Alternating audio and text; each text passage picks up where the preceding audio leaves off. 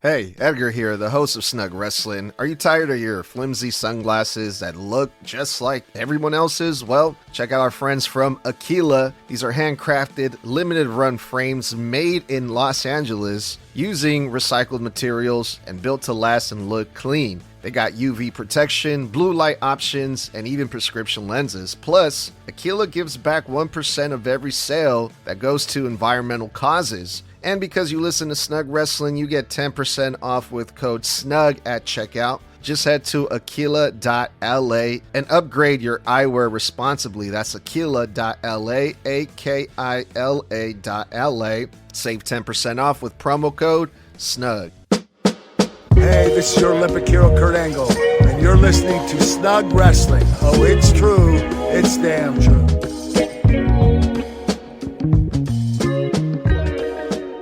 Back once again for another episode of Snug Wrestling to go over Monday Night Raw.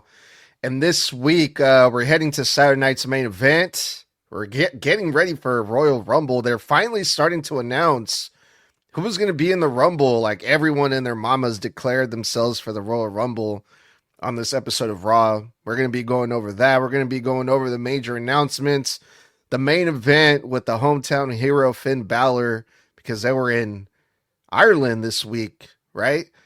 He faced CM Punk.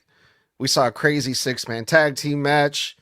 And to help me go over the Monday Night Raw for the day of tonight, Mr. Blood, Tommy, and Toxic. Welcome, fellas. How's everything? Pretty good, man. We said this before, I'll say it again. Though the European tour can be absolutely abysmal for like just viewing pleasure if you're, in the United States, because their times are just fucking all over the place. I gotta say, man, it's nice to see crowds every week that are always alive and always grateful for the show in front of them. Because in the U.S., we're such an oversaturated market. It feels like we kind of take it for granted. And tonight, man, Ireland, Belfast might have been, in my opinion, maybe the best crowd so far on this tour the last 2 weeks. They were great for every fucking match. They were in it the whole night. The main event, man. I mean, I saw a girl in the front or when the camera panned, were crying when CM Punk came out, literally crying. And I was like, damn, bro, y'all love wrestling and I'm here for it. Great night tonight. Great show tonight. I'd say unanimously around, except for the unfortunate Javon Evans thing we'll get into. But other than that, man, yeah, great night for Monday Night Raw. Which is crazy to think about. The people were crying over CM Punk because CM Punk was technically, like how he put it in sports reference, he was the away team. He was like getting booed for most of the match. And there's a lot of people that were still happy to see Punk there, which is cool. Tommy, how about you? Or no, Toxic. How about you, man? Did you enjoy this Raw tonight? I completely forgot that Raw was early, so I almost missed it. I got in the thing 5 minutes before it started. I'm like, okay, good. I didn't miss it. But Raw was really amazing. I don't know why, but just there's every show, like every other show in the European tour that has a great crowd. Everything's perfect in there in the show, but there's just that one thing that has to fuck it up. I loved Raw. Overall, there was one thing that I'm still a bit iffy with, because I'm not fully sure how I feel about how tonight ended and the end of that main event, but we'll definitely get to that later, and I will say my reasons why there. All right. Well, it was announced earlier by Adam Pearce that Gunther was going to start off the show, and he did. I was wondering what the hell Gunther was going to say after what happened last week, where technically Gunther tapped to AJ Styles. The referee didn't see it, and Gunther beat AJ Styles last week. So Gunther comes out and he declares himself for the Royal Rumble. He's racking up these wins. And he's like, yo, like my mind is still set on the World Heavyweight Champion, and I'm on my way there. I'm doing pretty good. Pretty soon I'll be back in that title picture. Okay, cool. But then AJ Styles interrupts Gunther and he challenges Gunther for a match at Royal Rumble right after Gunther declared himself for the Rumble, which Gunther ain't no dummy. He's like, yo, did you not just hear what I just said, AJ? Get the wax out of your ears. I'm gonna be in the Rumble. You want me to do double duty? How about no?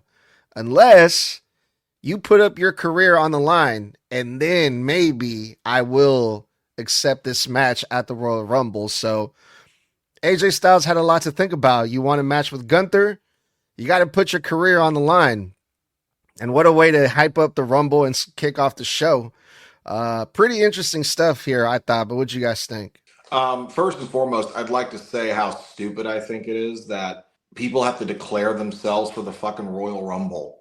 Like, dude, we know everybody on the roster. We know what it is every year. Anybody who's not in a already predetermined title match or like a already called title match, like, hey, there's going to be the World Heavyweight Championship defended and the Undisputed title is going to be defended. Maybe the Intercontinental title will be defended. Maybe the U.S. will have an open chat. Like, anybody who's not in that, you already know you're in the fucking Rumble. So, like, why do we need to do this whole, I'm declaring myself for a thing that I was already going to be in? There's, like, fucking 40 fucking men or 45 men on the Raw roster, okay? And out of those 45, like, 8 of them are injured. And a bunch of them are just not even booked because they're never on the show anyway. So, obviously, you're going to have a couple of guest spots, couple of pop returns, maybe 1 or 2 NXT and some TNA guys, and then everybody else is in the bitch. So, like, I could probably count on my hand 25 of the people in that Rumble right now that I already know are in it. And then, like, 5 spots that are going to be like, here's 1 or 2 TNA, 1 or 2 AEW, and 1 surprise return. Like, why on earth do we need to do that? I think it's a waste of time just filling up segments for that for no reason at all. But when it comes to the AJ Styles and the Gunther thing, really surprised. I think we talked about this before, that they're doing this early. We know that AJ said he did not want to wrestle past his 50th birthday. He did not want to wrestle into his 50s. But it's the beginning of the year.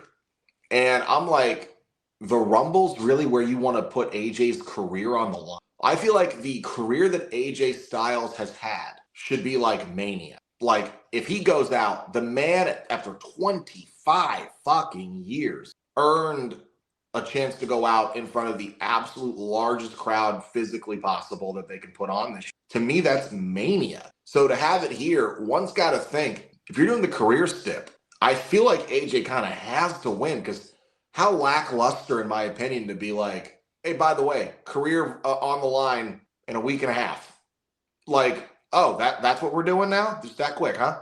Like, even when Sean went out, like, they built that bitch up for like 2.5 months. When Rick went out, they built it up for half a year. So, like, I'm like, AJ, really? So I'm hoping it's not going to be just automatically retired. I'm hoping they can prolong this to Mania, and then maybe they can run it back there. Okay, so I did find the whole declaring yourself in the Rumble thing, but then I had to think, why would they actually do this? And it would probably be to, like, get a sneak peek, like get to know who could, like, appear in the Rumble, just so people would want to know if they want to watch it or not. Well, obviously they're going to watch it no matter who's in it. With the whole Gunther and AJ thing, I found it kind of stupid that you want to do it at Rumble, but I mean, I realized that AJ's kind of been in here in WWE for a decade, so, and he first showed up at the Rumble, so if you want to have him go out, why not do it at the Rumble? I mean, I personally don't want that to happen. I fully agree with Blood, but I mean, it would make sense to me. Oh, and also fuck Gunther. Honestly, don't blame me there, Tox. But yeah, I completely agree that this absolutely should have been at Mania. Like, as Blood said, Rick, like 2 months. Shawn Michaels, like 2.5 months.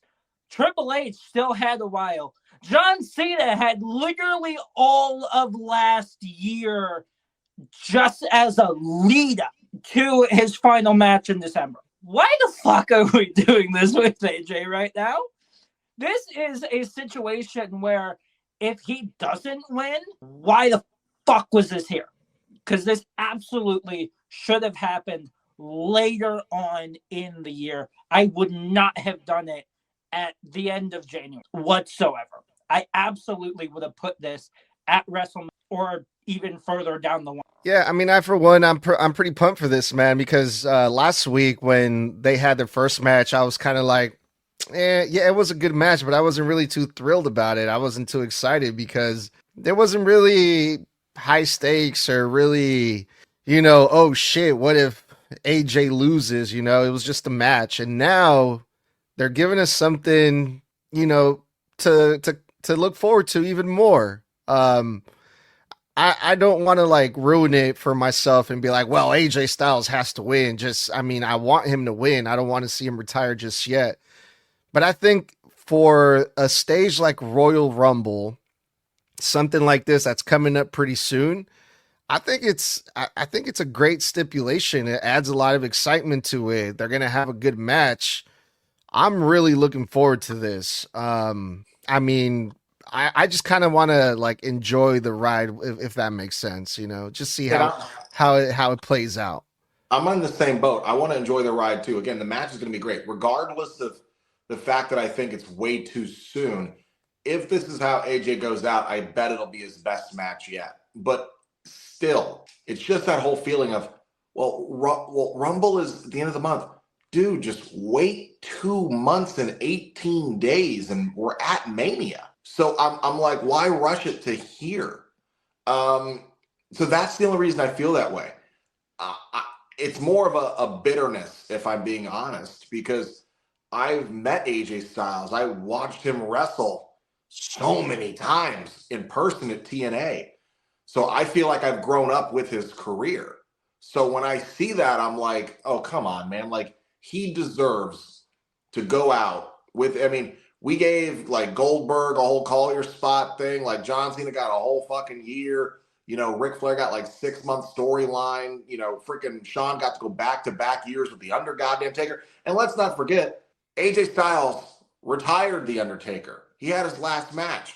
Like, look at that resume. So we're going to end his career at the Rumble, which is an entire pay-per-view predicated on setting up WrestleMania. So why not hopefully use this as just a setup for where he really ends his career at WrestleMania? That's what I'm hoping, because I think he deserves it. I think he's earned a Mania goodbye.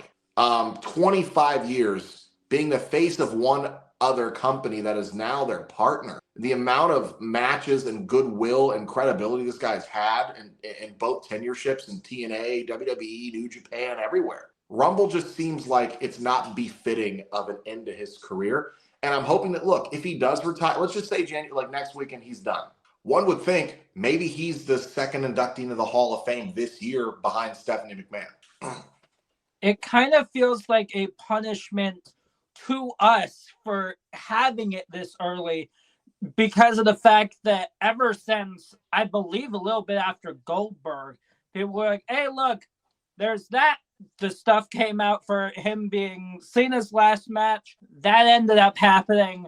And now it kind of feels like, hey, look, the fan base is saying that it's going to end up being Gunther. Why not we do it as early as humanly possible? Like, that's just kind of what it feels like to me. Well, we'll talk more about this match when we do like Rumble predictions. What is it, like next week or something like that?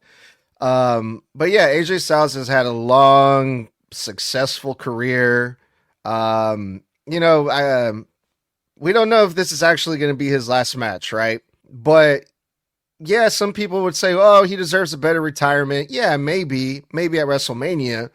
But John Cena had a farewell tour, but his final match wasn't at a WrestleMania. His was a Saturday Night's Main Event. So it's like, does it really matter where this retirement match for AJ Styles is going to be? What if they do it in TNA? I don't think it really matters where it is, as long as it's like how they do it, not where they do it, but how they do it. You make a fair point. I'll give you that. Because Goldberg and John both at Saturday nights. All right. This next match, Mr. Blood, how should we go about this? All right. Look, okay. I'm gonna let you set this one up because Mama told me if you ain't got nothing nice to say, then don't say nothing. So I'm gonna let you guys start off because you guys are gonna be more positive about this than I am. And then at the end, I'm going to tell you guys what I saw because I know it's completely different from what you guys saw. So, Mr. Blood, if you could do the honors for this next match, please start this one off. All right, so we have the opening match tonight: Maxine Dupree versus Becky Lynch in her home country of Ireland. Now, she's from Dublin. They were in Belfast, but she got a hero's welcome. Maxine Dupree coming back to try and regain the Intercontinental Championship that, well, Becky Lynch stole off her a couple weeks ago by holding the ropes and cheating in front of the ref. Now, Maxine comes down to the ring with a returning Natalya. Now, unfortunately, the moment that I saw Natalya coming down, my first thought, I looked at my wife and said, I guarantee you she's turning on Maxine. I called it, I said, because why else is Natalya here? We dusted this 43-year-old woman off the shelf for her biannual fucking, show and tell. Hey, remember me? I work here. And then here she was at ringside, dolling it all up and cheering for Maxine, which only made it more evident that she was going to be factored into the finish. These two had a match. They went back and forth. Tonight, there was no crooked referee for Becky Lynch to cry about. There was no Jessica Carr. There was no, sneak finish. It came down to a matchup one-on-one. In my opinion, this match, much better than their last match. I hadn't realized these two, according to Michael Cole, have faced 6 times. So when it came down to it, I've actually enjoyed 5 of these 6 matches. I was not a big fan of their last match. I thought that was the one match where I thought, oh, wow, man, that's actually kind of bad. But this match I had a lot of fun with. I enjoyed it. To me, it was a nice solid back and forth. Personally, I think Maxine, again, yes, is she green? Of course she's green. She's still new to this, but she keeps getting better every time. She's got better timing every week. Were there a couple of weird things in here? Sure, but I don't think they were all on Maxine. Some things I saw were down to Becky's timing being too fast for Maxine's reaction, as in there was a point where Maxine went for the bicycle knee. Becky Lynch bit down 3 seconds earlier before Maxine had even turned around and just sat there and waited. Awkward things like that. Or Maxine going for that spinning roundhouse back heel kick, but she's so tall, her leg actually went over Becky's head, and Becky still sold it either way. But the finish came where Maxine had Becky down for the 3. Unfortunately, too close to the ropes. Again, that rookie not being aware of that ring awareness.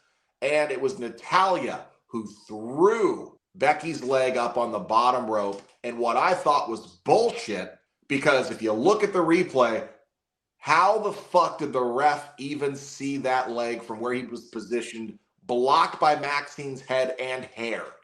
So he just stopped midway because he knew the spot was coming and called it anyway. I thought that was dumb. I also did not care for Natalya trying to heal up her best when I can't take Natalya seriously. WWE's made it very clear for the last 15 years. I can't take a goddamn thing about Natalya seriously, whether it's a gimmick about her farting or a gimmick about her BDSM. But I thought this was dumb. And then to damn near no heat, except for the excitement of Maxine fighting back at the end of the match, Natalya tries to beat down on Maxine over and over again in a segment that went way too. Boys, what did you think? To be honest, as soon as I saw Natalya backstage in the backstage segment, I knew that she was gonna turn heel. I mean, like, oh, I'm gonna be in your corner just to make sure nothing happens like they did last week. Yeah, you would be the one thing that happened last week, except not, but you get my point. The match was okay, but just the fact that I knew that the Natalya heel turn, if you can even call it that, because where the fuck has she been since I don't know when, but the fact that you can even call it a heel turn is weird. But the heel turn ruined it for me. So yeah, not a lot of thoughts other than that. The match itself for me was fine. It's a Becky match with Maxine. Overall, Maxine did great. So did Becky. Natalya brought this match down for me. simply because of the fact that as soon as I saw her in gear in the back, I knew something was happening. She didn't have to open her mouth. She didn't have to do anything. I saw her moving in gear and said, well, something's going to happen, isn't it? That long linger on her face when the camera panned away backstage, I was like, oh, Maxine's fucked. Yeah. And hopefully this means that this isn't a heel turn. It's a character turn. The IWC doesn't agree on much, but there is one thing that the majority of us absolutely do agree on. We do not need Natalya. Natalya herself needs a character turn. And who do we want more than anything else? Natty motherfucking Neidhart. That is who we want. We don't want this goofy version of Natalya. We want Natty. And it seems like with Maxine, that might be what we're getting. It's just a shame they had to wait until she turned 43 and had 15 comebacks to actually be like, now we'll try. Yeah, not only that, but they're putting her in a feud with Maxine Dupree, which is it's just getting started, but it just went to 0 to 100 like out of nowhere with like no reason. I'm sure we'll get an explanation for it next week, but it's like, weren't you training with this girl to make her better, and you haven't been on TV because you've been training Maxine, and then you come back and then you're mad at her now? So it's like, what the fuck happened here? Guarantee you that's the reasoning. She thinks that she's in her own heel way. She's still helping Maxine. She's toughening her up. What was she screaming at her, Snug? You still haven't learned. You're never gonna learn. And to her, she's her teacher. I just don't see this going anywhere, unfortunately. Like, they try to put a lot of heat on Natty by beating up on Maxine Dupree, and like, I didn't really get that feeling that the people really cared. I mean, I know I didn't. They cared more when Maxine was punching back. Then they started popping. They didn't give a fuck for Natty. Yeah, and that's just because they haven't been told. They've been told since 2009 that you can't fucking hit your horse to the girl because WWE is never going to book her here. Yeah, and I had that same feeling, that you guys all had when I saw Natty in the back, because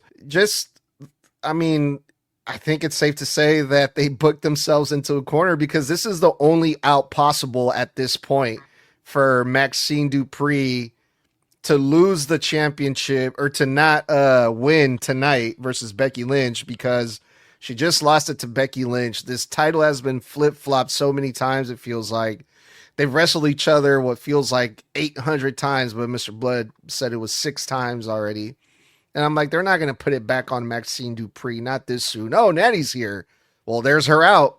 Natty's going to have to turn. It's the only, unless AJ Styles by some miracle shows up in Ireland for whatever reason. AJ Lee, my bad. AJ Styles, Dragon Lee, what the fuck. But yeah, man. And then they do the finish, and it's just like a fucking fart in church. It's just dead fucking silence. Like, no one gave a fuck about it, and it was just the thing that sucks too. The thing that sucks is it's also kind of on us fans, right? I feel like sometimes we're too smart for our own good. We're too in the know of our own good, because our whole thing is that we break shows down. We're all wise to the. I used to be a wrestler. Snug, you've been talking about it for 3 fucking plus years. Boys, you've been watching it and listening to us. And you both have your own intelligence to it. And sometimes you just kind of get too wise to the business that the slightest thing that you've seen a million times, like the camera lingering too long on Natty, staring at Maxine walk away, it's just a dead giveaway to guys like, and it's like, it automatically makes you not buy into Maxine's ability to beat the odds, because you're like, there's your Trojan horse right there. And there's no way that they would do that if they didn't plan on Natalya screwing her. Now, the benefit of this is that it protected Maxine in the finish. That's good. It also kept the title on Becky so she can defend it against AJ Lee, most likely next. That's also good. So you have a future match setup that people really want to see. You still protect the star you're trying to make. And now you're going to pair her with a veteran in a feud, just like you did with Becky, to help keep smoothing out those edges with Maxine. So even though it has positives in the conclusion, it's just a shame that it was at the cost of a moment that could have been bigger had it been built up better. Yeah, I mean, I do agree with most of what you said, Blood, about how, we just watched the shit way too much to not read between the lines. But also, now I'm just speaking for myself. I watched this shit too much to the point where I know where I can be like, all right, I'm putting down my, my mark glasses down and just watch the wrestling and enjoy it and get lost in the moment. And this wasn't one of those times for me because, again, we haven't seen Natty in I don't know how long. Why should we care? And then the match was it was a worked match. It didn't feel like a fight to me. It just felt like, these two women are going through the things that they planned, right? So they had this finish planned out, and the match was supposed to lead into that finish, and it's supposed to build up to the finish, and it was supposed to be the big reveal. Oh my God, Natty turned. But the way that they did the match leading up to it, I think is what ruined that finish for me, because it's like, it felt like they were just trying to get through the match to get to because they spent they spent like 5 minutes on that turn, bro. Like 5 or 6. It was an overly long after match segment. Like Natalya beats on her, walks up, poses, comes back, beats on her more. Camera shifted to commentary. They start talking about something else. And then Michael Cole goes, oh, she's going back at her in the ring. And then the camera's trying to get back to the ring. And then she's still going. And I'm like, dude, we get it. Next segment, please. Fuck. Yeah, the match, and this is the last thing I'm going to say about the match. The match to me was just too clean. I'm like, these women have been fighting, wrestling. They've been at each other's throats for the past few months. And they're just having like a regular ass wrestling match. I'm like, where's the fire? Where's the hate? Like, I don't know. It was just you know what? You're not wrong, and I'm a massive defender of Maxine. To me, it's actually a compliment for you to say that it was just too smooth, because that to me means Maxine's getting better, but that also means that these girls do have chemistry, and at least their Maxine thing is working, and that's only a benefit for building new stars. But I digress. We can all agree Natalya kind of took the wind out of the sails on everything revolving around. All right. I got to talk about this this interview that took place during commercial break, because I had no fucking idea that El Grande Americano spoke perfect fucking English. Mind blown. My God. You learn something new every day, don't you, fellas? Like, this guy can do it all. He's a great luchador. He's good looking. He's a legend. And he's bilingual. Fucking insane. Did you guys watch this amazing interview? You know what else is bilingual, Snug? The middle finger. Go fuck yourself. When it came down to it, you know what else is crazy about El Grande Americano? I don't think I've ever heard a Mexican in my life speak with a German accent. So that was crazy, right? Like, wow. I didn't know how close Germany was to Mexico. But God, man, that's just me failing clearly 4th grade geography. You know what else is crazy? I have never seen a Mexican with skin that white, that Caucasian. That's crazy. I think, God, are we sure he's Mexican? Maybe El Grande Americano is Cuban. Hey, there's white people in Mexico with colored eyes and blonde hair. I have you know. You're right, but we don't call them Mexican. They are Mexican though. Oh, are they? Yeah, it's a real thing. It's crazy. I call them colonized. But when it comes down to it, it is what it is. It was what it was. Some crazy, the Ludwig Kaiser. To me, he's always been a great promo. He's always entertaining, no matter if he's under that mask or out of it. I did hear in the news, though, that I wanted to bring up about Ludwig Kaiser as El Grande. He had a match with Vikingo a day or so ago, or a couple days ago. And there was a part that he had in the match where he got extremely angry at Vikingo, because Vikingo was actually wrestling very stiff and very dangerous with him and almost injured Ludwig Kaiser. He was stomping on his neck and kicking him very hard in the back to the point where Ludwig got so mad he cussed him out in proper Spanish, but then yelled at the referee, tell him to back off my neck. And then the ref told him, and then he hit El Grande, aka Ludwig, in the neck even harder. And Ludwig almost lost his shit. So when I heard about what happened to Javon later, I was like, bro, like, yo, I'm getting a little nervous. Maybe there's some bad luck surrounding this mask, bro, because, Chad Ward, injured. Ludwig's in it, almost gets injured. Tonight, Javon injured. So I'm like, Yeah, that was a crazy, crazy moment. I don't think Grande Americano realized how close the camera was to him in that corner, where he was like, tell him to be careful with my neck, for fuck's sake. And then he realized the camera was right there. And then he goes back to character. He's like, hey, chinga tu madre, and starts cussing in Spanish.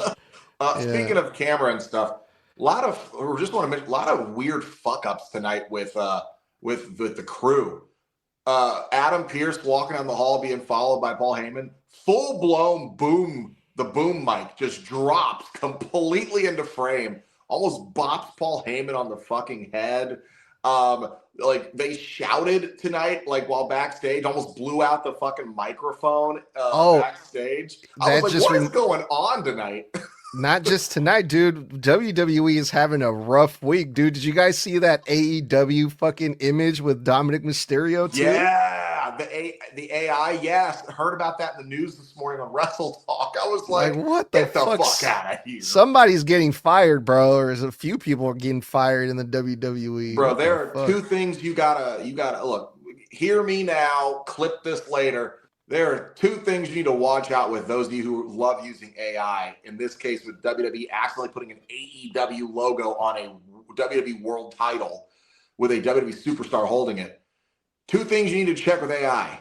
How many fingers the fucking guy in the picture has, and check the spelling of the fucking writing in your images. Because AI does not know how the fuck to count digits and doesn't know how to fucking spell words, because that is not good. That was crazy. I was like, nah, someone made this shit up, right? And then I went back, I saw the clip, and I was like, damn. Oh, someone got in big trouble. That's fucking funny. I know you didn't just promote our biggest competitor on one of our titles with one of our biggest superstars holding it and then post it on our socials. Oh, someone's in big fucking trouble. Damn, man. That's funny. All right, you guys. Tommy Toxic, any comments on the greatest luchador in the world of all time in the history of Lucha Libre ever? Fuck you. Yeah, fuck off, Snug. But overall, my comments on this is very simple. As soon as all three of them decided to speak fluent fucking English, you knew exactly who the hell they were. As soon as they started speaking English, I'm like, well, Ludwig Kaiser, Pete Dunne, and fucking Tyler Bate. I love all three of them right there. I love it because one of them's actually proper English. Pete Dunne's fucking British. So, I don't know, man. It sounded pretty Mexican to me. No, I would know. I'm one of them. I can tell you by experience. I'm deaf in my right ear, Snug, from a punctured or a perforated eardrum, and I heard that shit better than you, clearly. Well, that explains a lot. And I did see the Dominic Mysterio picture and all of that, and I saw a meme that says that Dominic is so good that he held the AEW world title without even competing for it. He really is the greatest Mysterio. Oh my God! What other Mysterio has held the AEW title? Oh my gosh! If he couldn't get in trouble for mentioning their company on socials, he would heel the shit out of that. I would love it.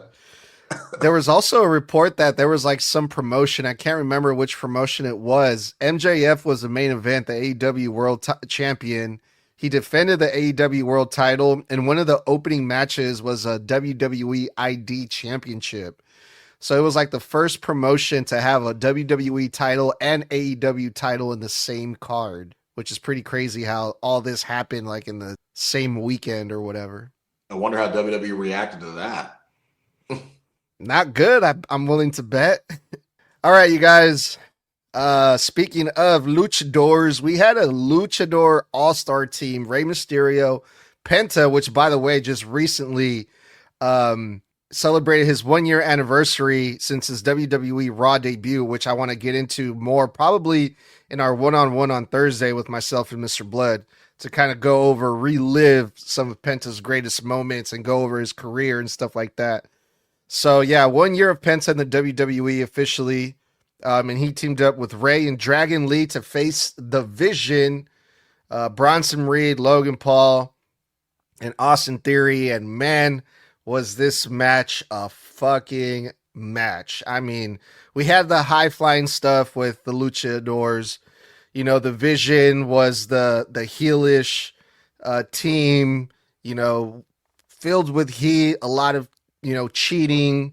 The end of the match had some interesting gaga there with Adam Pearce was sitting ringside to make sure that the Vision didn't get out of hand, but they still found a way to do it. And to make things even better, Rey Mysterio did a little bit of lie, cheating, and stealing like his old buddy Eddie Guerrero knows how to do best. Logan Paul tries to pull out the brass knuckles. Adam Pearce catches him. Rey Mysterio gets his hands on him, hits Logan Paul, and I believe it was Penta. Yeah, Penta hit his Canadian Destroyer on Austin Theory, and he got the win 1-2-3 for his team. Absolutely amazing. Well, correction, it was Austin Theory who got cold cocked by the brass knucks. And then he ate the Canadian Destroyer right off of that. Real quick thing, though, has nothing to do with the match, but the moment you mentioned Penta, I had one thought. Where the fuck is Rusev? Just wondering. I feel like I haven't seen him in like 3 months. Anyway, because we were talking about Penta's biggest moments, he had a whole ass feud with Rusev like last summer. So yeah, where's Rusev? Starting to get that AEW treatment, I see. But when it came down to it, match was great. There were moments that I felt like they were all a little perhaps overzealous. Saw a couple of things there that were almost botches, very near mistakes. A couple of things between Logan Paul and Dragon Lee, Logan Paul and Penta, where Logan seemed to kind of be out of position or seemed like he almost forgot what he was supposed to do next. But other than that, they cleaned up pretty nice. High octane shit. 3 of the greatest luchadors, lucha libre on the planet in one match against 3 of the biggest up-and-comers that professional wrestling has seen in a long time. What I thought was great, Austin Theory, top fucking marks in this match. Logan always, never ceases to amaze and surprise, no matter how much you want to hate his ass. I thought Bronson Reed, it's Bronson fucking Reed. He's great. But I was surprised that they gave the win to the Lucha Libre. I was like, really? So you telling me that these guys can't win unless Braun Breaker's around? Huh. That's what I picked up as a fan. Watching thinking, this team that's been running roughshod loses to a group of guys who were friends but have never tag teamed together as a trio before, lose to a unit that's been moving as a team for a while, even with the inclusion of Austin Theory. Austin's been around for a minute. It's not like he's some newbie. And I really thought, wow, you really had Team Ray go over on the Vision. All I can think is, what is Braun Breaker going to think about this next week? That you guys can't cut it unless I'm around. Correction to both of you. It's not Canadian Destroyer that Penta does. It's the Mexican. But anyways, fuck you. Fuck, I don't even know what I was going to say. The match was amazing. No complaints. No positive things to say about it. Well, that's kind of stupid now that I say that. But all positive things to say about it. No negatives. I do like. There's 2 pairs of people in this match that I do like seeing work together, and that's Ray and Bronson, and Penta. Wait, no, Dragon Lee and Logan. I like seeing them 2 working, or those 2 pairs of people working with each other. But no complaints about the match. It was a match, obviously. So yeah, no complaints. Yeah, I absolutely love this match. Once again, Adam Pearce proving that he is definitely not a bitch whatsoever. He's over here facing off with Paul Heyman, basically arguing with him all the way to the back. So he is once again proving that he is not that bitch whatsoever. He is not a bitch at all. He's just that damn good. But there's one thing, only one. The one thing that my brain kind of went, hey, look, that's a dangerous spot, is that Mexican destroyer. It was done perfectly, but the problem, and I get what Xavier Woods and Kofi Kingston was going for back when they had a problem with it. With how low he did it, that in itself is a very dangerous spot that low because of how quick he had to tuck his chin in. Because if he didn't get it fast enough, paralyzed real damn quick. Are you confusing the Canadian or the Mexican destroyer with when he hit Austin with the Penta driver? Because that's where I thought he almost broke Austin's neck. Yeah, that's the spot that I was confusing it with. But still, that one spot, it was so quick. I'm like, oh, is Theory good? Because it looks like he just snapped his neck in half. Yeah, that I did notice that too. Yeah, but I think if anyone's going to be taking those moves that knows how to do them really, really well is Austin Theory, because his work in the ring is just amazing. So I was kind of worried there, but not as much just because it's Theory. Like he's amazing. I also got to point out just really quick before we move on, Rey Mysterio looked amazing in this match. Like we've seen Rey Mysterio have matches here and there, but nothing like this, not in a while, at least not that I can remember. I mean, he was doing moonsaults off the ropes. Like he was all over the place. Like he really kept up with these young guys, man. And I was really fucking impressed by that. Dude is almost 50. He was top form tonight, man.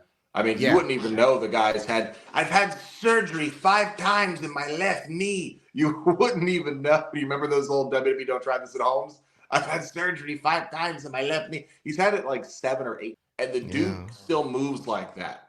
It's crazy. Yeah, every now and then he does. Like, he doesn't do it every single match, but he really brought it tonight, man. That was dope. I That do was remember crazy. what in the world that I forgot and it slipped my brain, which is welcome to another segment we like to call Whatever We Can Do to Keep Penta Away from His Fucking Brother. Come on!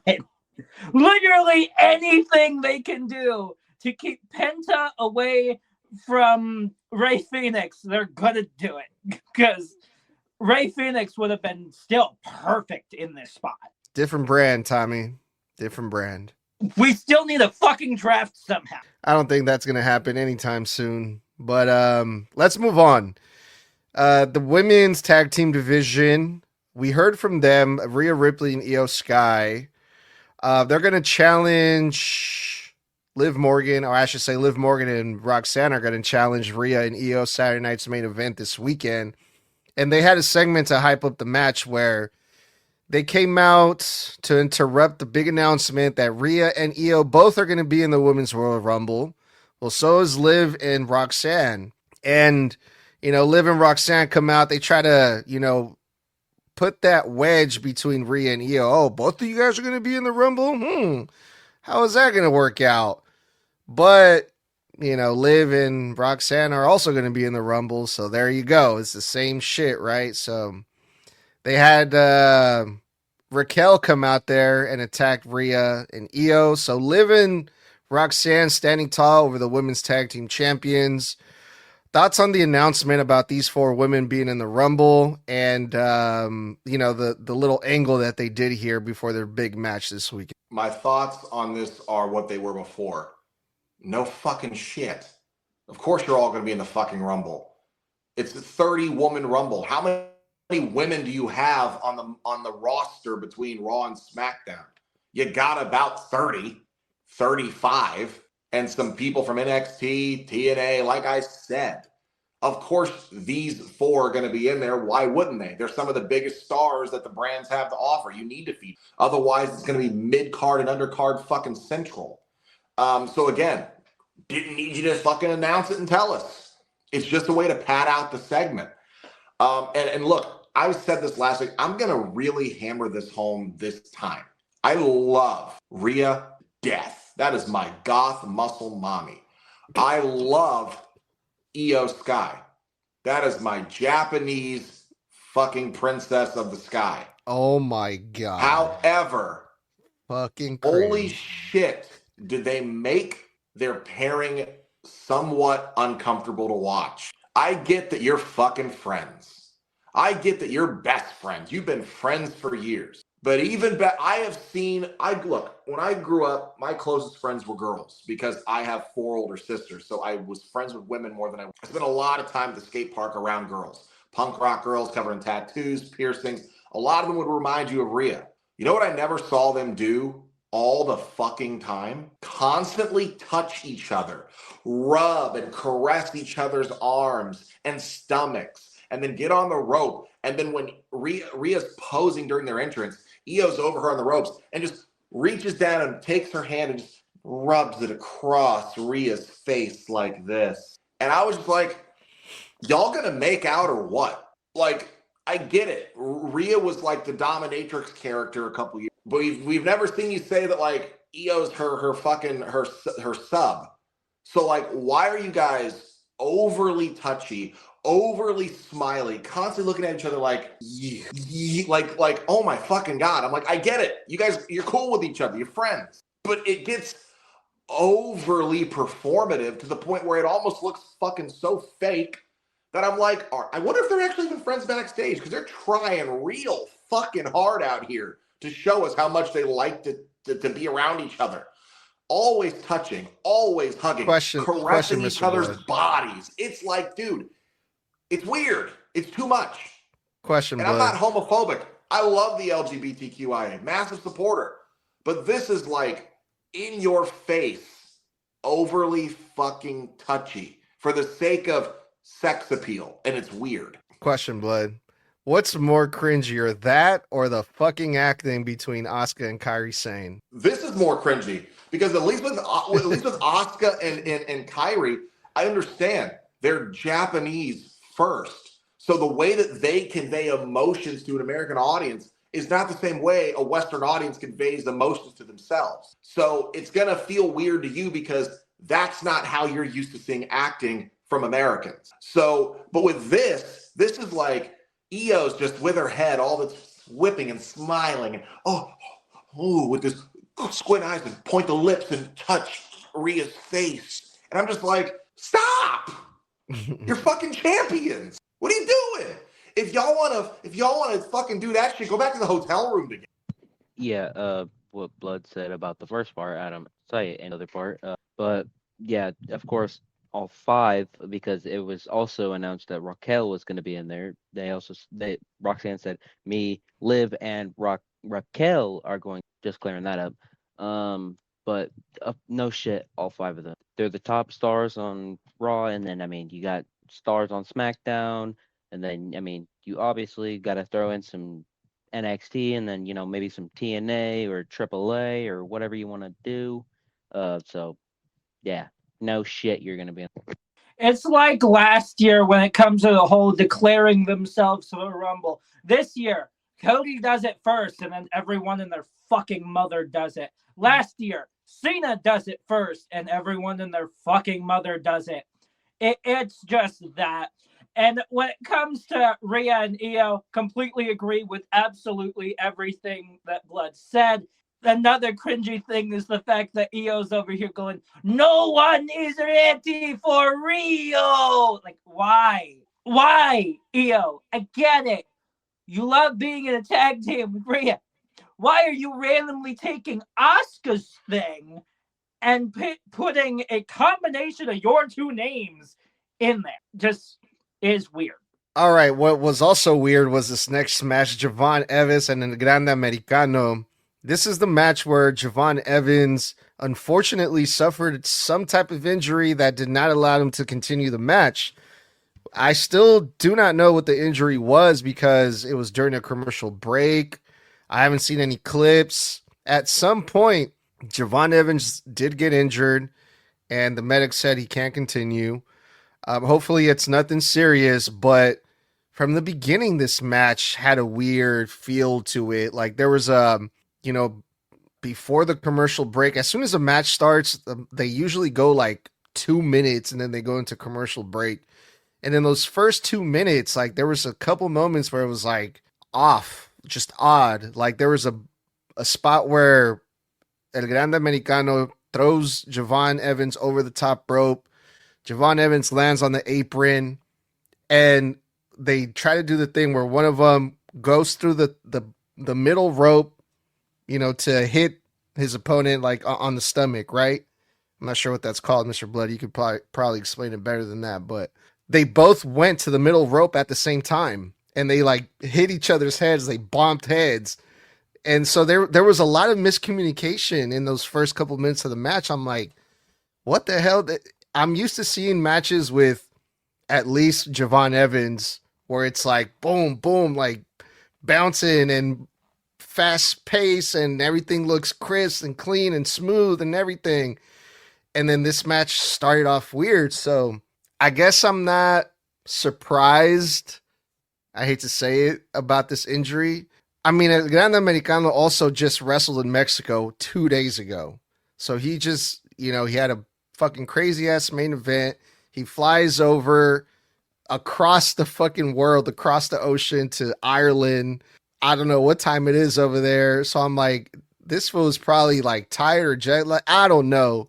But this match was just, it was just off from the jump. I don't think it was off from the jump per se. In fact, I thought that we saw way more out of Javon with El Grande than we got to see between him and who was it last week, Ryo or whoever he faced. And or the blue one, I don't fucking know. But I thought that Bravo. But I thought that Javon actually, like with El Grande, he had really good chemistry off the bat. I saw a lot of great shit in those first several minutes. Yeah, the meeting of the minds thing, as Corey Graves said when they hit each other's heads, part of it looked purposeful. The other part of it looked like a mistake. Usually what would happen is you'd be on the ropes. A guy's going to try to shoulder check you on the ropes to keep you from jumping over to stop you. And then he's going to grab you on the ropes. But it looked like Javon was trying to gut check him at the same time that El Grande thought to gut check. Because remember, not every match, guys, is spot for spot, call for call ahead of time rehearsed. A lot of times it's just, let's go in the ring and talk about it. We have spots that we need to hit, that we know we got to hit, and then we'll just call everything else on the fly in the ring. That's how most wrestling matches are done. But what sucks is the injury. We come back from commercial break, and you spoiled it for me, actually, when because you saw the show before I did. You posted on the socials for me to collab with you, and I was like, what do you mean he's fucking injured? Before I ever watched a show. So the match for me off the rip was already kind of ruined because I'm just waiting for this to happen. And then we go to commercial. We come back after 3 minutes of ads, and then, oh, he's already injured. But I think I know what the shoulder or what the injury was. It was his shoulder, because when he's walking out, he's holding his arm. He's doing this, holding an arm down, and as he's walking with the ref, he's pushing in here, right in here. He kept tapping in here, and when he did it, he kept wincing. And I think what happened is I think he might have possibly dislocated his shoulder, or he might have separated it. I'm hoping he didn't tear anything. I'm hoping it's hey, pop it back in. Take some pain meds, take a week or two off, and you'll be back to normal. But and I'm hoping it's not the pec, but he's pushing in where the joint is in the groove of the shoulder. So I'm hoping it's something minor. So Javon Evans from Snug Wrestling, we do wish you a speedy recovery, because no one likes to see anybody get injured, but especially when you're this hot, this up and coming, and this fresh, just a couple weeks into your main roster debut, man. It can be heartbreaking. So well wishes to you, brother, because you're doing great. You really are. Man, and it has to be whenever he gets some new gear. I mean, don't get me wrong. I do like that purple and green gear, but man, the gear was fire, except for the shirt. I hate the shirt. Hate it. But this reminds me of when he got injured the first time in NXT when dumbass Ethan Page broke his jaw. So yeah, and that was pretty boring. That's whenever I watch NXT consistently. Now I only watch it. But it's just, I don't know. It just felt boring without him, and I'm afraid that it's gonna be like this now that he's out. I mean, yeah, I hope it's nothing serious, but I mean, the one thing that kept rushing back to my mind was, oh God, don't be the peg. It can't, like, I hope it is not the peg because I'm not ready for him to be out that long. So, get well soon, Jabon. Yeah, God, I hope it's not the packet. He was kind of going after his shoulder, so hopefully that's it, and it's just him being out for a couple of weeks.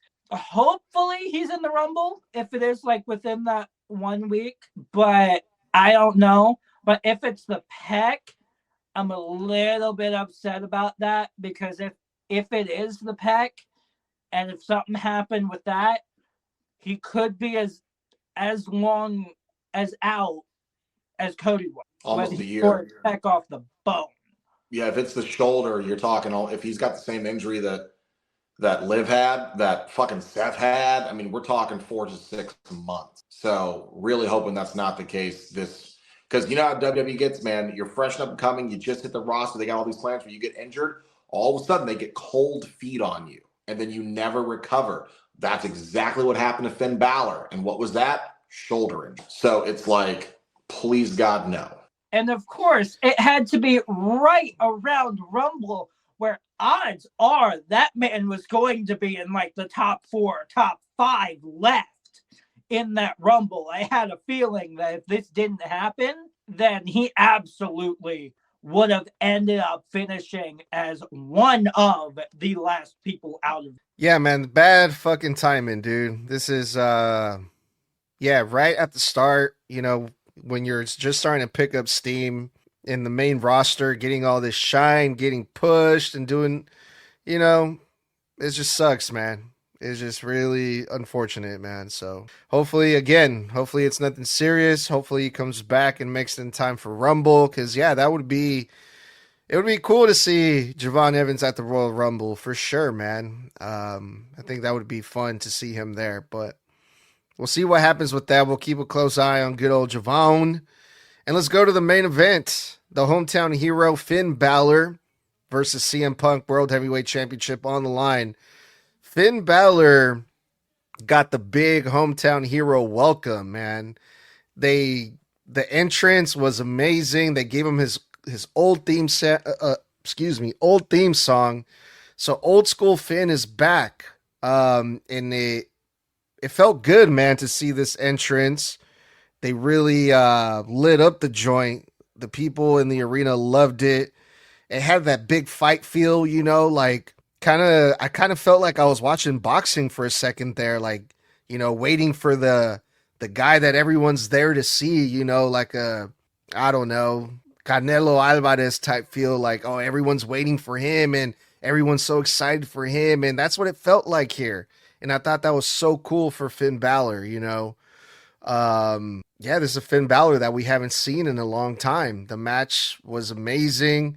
Although, yes, we all wanted to see Finn Bálor win this. It made sense for CM Punk to retain, and he did. Finn Bálor had a few false finishes there.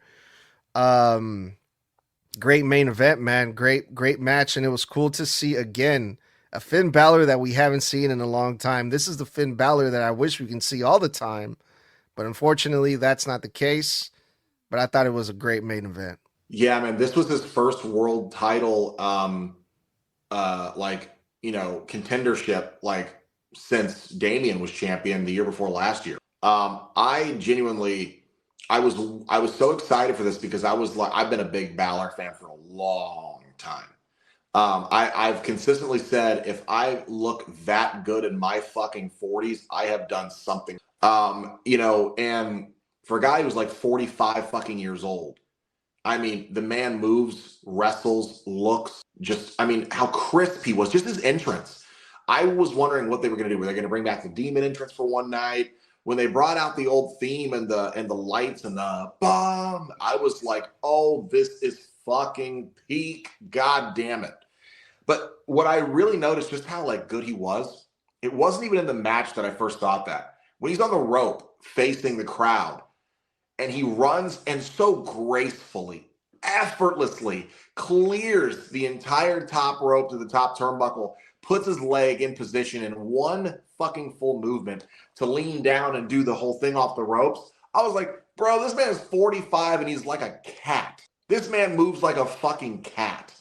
I was already like, that alone just made me so much more hype. It's so small, but I was so excited for what I was about to watch. And this match, to me, y'all say, oh, I'm glazed and oh, I'm overhyped and oh, it's recency bias. Fuck you. This, to me, was an instant classic. The crowd alone took this match from what could have been like a 7 to like a fucking straight up 10 because the crowd was hype the whole time. They were loud. They were raucous. The opening moments of the mat wrestling, that chain wrestling, that ground grappling, that technical wrestling y'all know I love so much was fucking superb. Back and forth, great near falls. And what a fucking sell on that final GTS. That shit looked impactful as fuck. And then I loved the sportsmanship after. Bálor not doing anything heel on fucking, CM Punk. He willingly let him help him up. They had a moment, they hugged, they fucking whispered, compliments to each other. And then Punk raising Bálor's hand in his hometown or his home country. I thought it was just chef's kiss, man. Chef's fucking kiss. I loved it. I loved every bit of it. So worth it. The match is everything I thought it would be. Amazing. I mean, not even when I say this, I'm not even calling the match bad, but you could basically do that on WWE 2K25 and basically get the exact same thing, but a little different. But not disrespecting the match at all. It was amazing. Everything from Finn's new entrant or the old entrance, I guess you could say, which they better keep that. They better not. That better not have just been a one-time thing like they did when he returned in NXT for NXT Homecoming. So he better keep that. But no bad things to say about the match. Everything was good from the sell to the final GTS to the sportsmanship at the end, even to the little interaction that they had like before they actually started going. But yeah, the match was amazing, perfect, chef's kiss, voila. It was great. I still don't know how to feel about the ending, though. I love the fact that Punk retained and all of that. Business-wise, it makes... Here's my problem. Bálor has always gotten the short end of the stick when it comes to singles title gold ever since he got injured with that Universal title run of one day. The only other gold that this man has held is tag gold. Match itself, fantastic, ended perfectly, all of that. Incorrect. But I don't care what fucking singles title it is. Give this man a singles title run. He absolutely deserves it, and it is long over. Tommy, he had a title run 4 years ago. They mentioned that already. He was holding, I think, the US or the IC title right before he went into the Judgment Day with I think it was Edge. the IC. Yeah, right before he went in with Edge. Because when he got screwed out of the title, that's when he felt like a failure and they roped him into the Judgment Day. And That's right. This is proof that Edge's portion is kind of forgettable, at least to me, a little bit. But still, even with that, I still feel like he deserves more. I feel like this could have gone either way. Obviously, it went with Punk retaining, but I still would not mind a world title run with Finn Bálor. I really wouldn't. Yeah, awesome main event. But before we get out of here, you guys, there was one thing that we have to talk about. The Braun Breaker situation, the suspension. We saw some backstage segments where, Paul Heyman was kind of threatening Adam Pearce, allegedly, but not really. You keep putting your hands on my guys. Paul Heyman was telling Adam Pearce, what's up with that, Paul Heyman mentioned something about you're going to receive a phone call from somebody. And as soon as he said that, Adam Pearce got a phone call. He answered the phone. And then the next segment that we see with Paul Heyman and Adam Pearce, completely attitude change from Adam Pearce, went from being really confident and pissed off to really reasonable and telling Paul Heyman, hey, next week, tell Braun Breaker to come back. We'll talk man to man. And Paul Heyman's like, yeah, after getting that phone call, I bet you want Braun Breaker back. So what do you guys think is going on here with this whole thing? Is Braun Breaker suspension going to get lifted, or what are you guys' thoughts on that? I think that Braun Breaker suspension is going to get lifted for sure. I think obviously what we're all thinking, at the end of that tag match, we saw Paul Heyman over on the stairs, Kermit the Frog typing away on his fucking phone. And then next thing you know, they're backstage and all of a sudden Pierce is getting a phone call. So clearly Paul Heyman called in a favor or a chit to someone in higher up to get him back. I love that Adam Pierce was still standing 10 toes down all night, because it's funny that Paul Heyman will sit there and dog Pierce for putting his hands on my guys. All he did was rip an illegal foreign object out of one of your guys' hands. He's the general manager. He's responsible if someone gets injured. So he's got to do that, first off. And second off, Paul, you want to talk about all the times you've put hands on guys in the ring, leg tripped them, grabbed them at the fucking ropes, pulled their hair. So I don't want to fucking hear it. How about low blowing CM Punk and fucking Roman Reigns at WrestleMania last year? So I don't want to hear about people who aren't fucking, active competitors getting involved in matches that they shouldn't be. But I think that we're still building to something like a match between Braun and Adam Pierce. I really do think we're getting that. Let's not forget, like we said, Adam Pierce, former NWA fucking champion. Okay, the guy was a great wrestler. And if you notice, he's still bigger than Braun Breaker. So I definitely think this could be leading to maybe a match between the two. Maybe Pierce gets cornered into it, and they think they're going to teach Pierce a lesson, but then Pierce actually shows out. But yeah, those are my thoughts.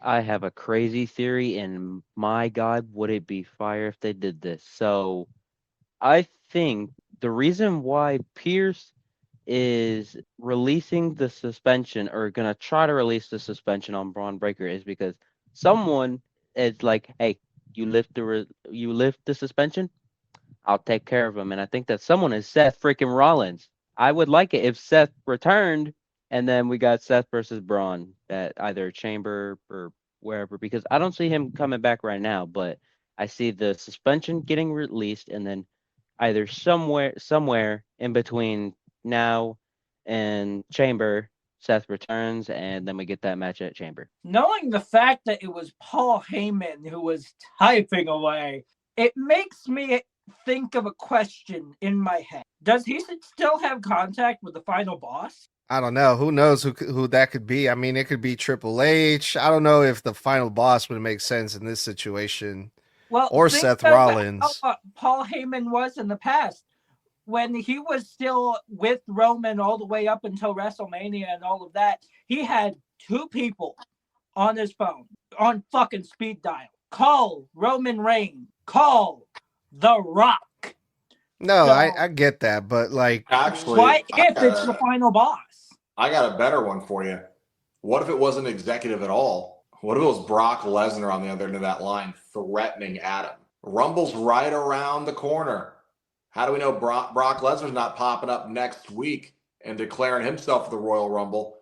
But if Adam didn't do what Paul Heyman wanted, Brock was like, well, then you're going to deal with me. We haven't seen him since War Games. You think he's not going to be around for Mania season? Come on. Yeah, I don't know, man. I think it's gonna be something like it's Nick Khan or something like that, But hey, we'll see. But yeah, crazy Monday Night Raw. That was the Monday Night Raw review with the Snug Wrestling crew. Let's get up out of here, you guys.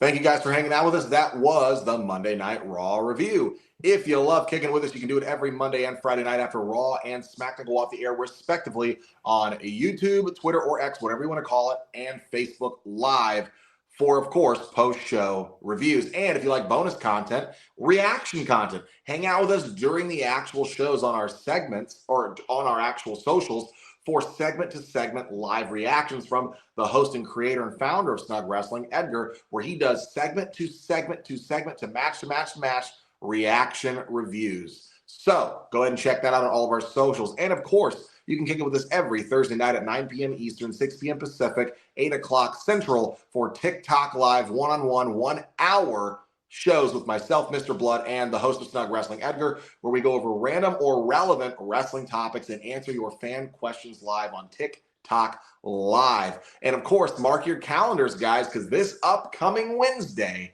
we have predictions for this Saturday night's main event, the first one of 2026 taking place this Saturday.